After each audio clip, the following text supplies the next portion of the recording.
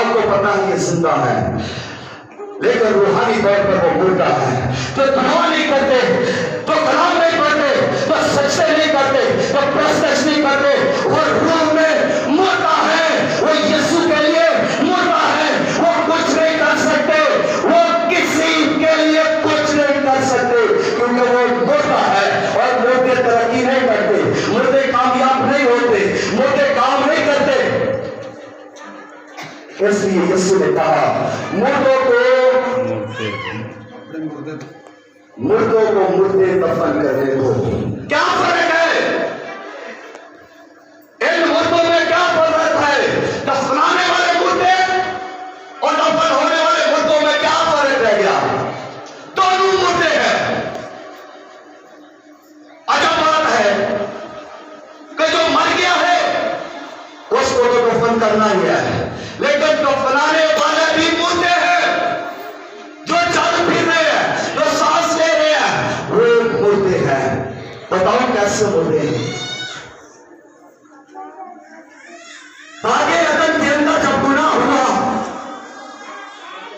तो खुदा ने कहा था जिस रोज तूने इस दरख्त का फल खाया तू मरेगा। तो आदम और हवा ने जब फल खा लिया तो क्या वो मर गए? क्या उनकी सांसें खत्म हो गई? क्या वो जमीन पर गिर पड़े?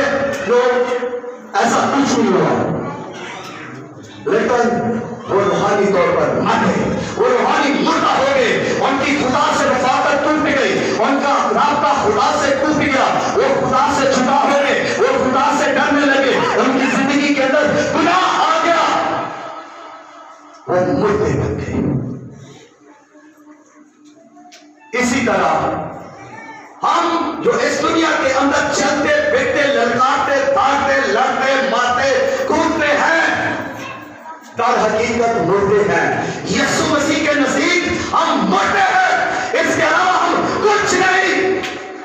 चुगलियां करने वाले, झूठ बोलने वाले, अधिकारी करने वाले, जनाकारी करने वाले, धोखा फ्रेब और दगाबाजी कारोबार के अंदर हेर फेर करने वाले सब मुर्दा है, सब मुर्दा है।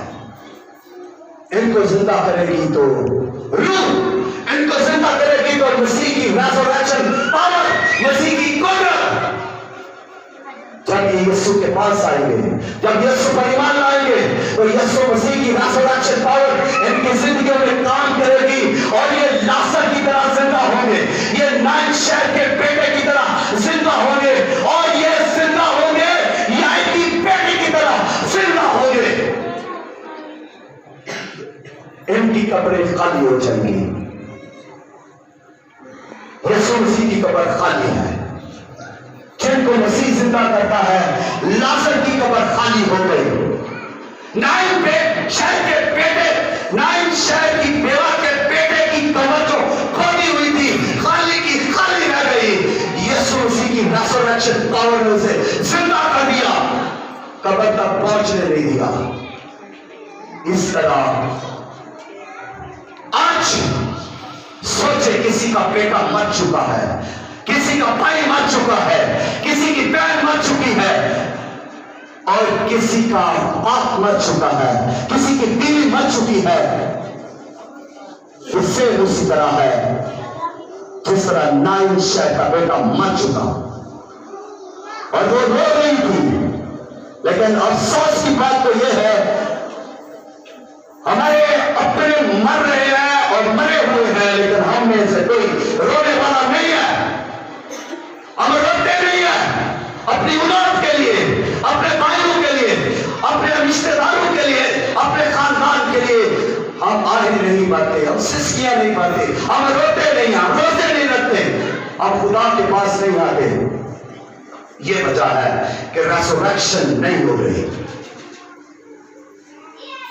आज रेजरेक्शन का दिन है, आज जी उठने का दिन है, आज क़यामत मसीह का दिन है, और आज आपकी अबदी जिंदगी का भी दिन है, आज आपकी रेजरेक्शन का दिन है।